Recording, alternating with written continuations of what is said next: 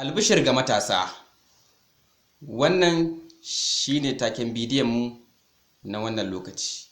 Yan uwa, barka da kasancewa da mu a cikin wannan channel tamu mai suna J Usman TV, da farar dai suna na Jamilu Usman. Idan kun ji daɗin kasancewa da ni a cikin wannan YouTube channel din namu, ku danna mun subscribe sannan ku danna mun alamar like domin yana ƙara mana ƙwarin gwiwa. Mun gode. Bara na fara bayani na kai tsaye. Albishir gare ku matasa, ko kuma in ce albishir gare mu matasa. Idan kana ji na, ya kamata ka tsaya ka saurari wannan bidiyo daga farko har ƙarshe. Dan uwa, a wannan duniya kada ka taɓa jira sai wani yama.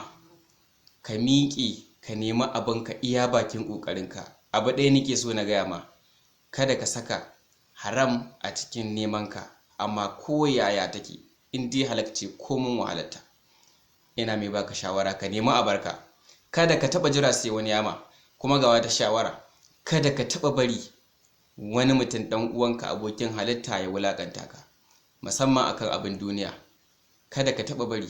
Ya kamata mu tashi tsaye matasa, saboda wannan zamanin da muke ciki muna buƙatar taimakon kawunanmu da kanmu. Kada ka jira sai wani yama, ko kuma kada ka dinga kallon abin da wani ke da shi kai kuma alhalin kana zaune, saboda shi ma nema yake, ya zama dole kai ma ka nema dan uwa. Nagode. Wannan iya shine shawara ta a gare mu gabaki ɗayan mu. Ya kamata mu tashi mu nemi abin da zai taimaki rayuwar mu gabaki ɗayan mu. In ma ta kama a garin ku ne, in ma ta kama a ƙasar ku ne, in ma ta kama a wata ƙasar ne, ya kamata mu fita mu nemi arziki.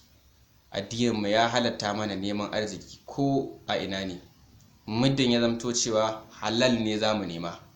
Nagode. Wannan shine ƙarshen bidiyo na.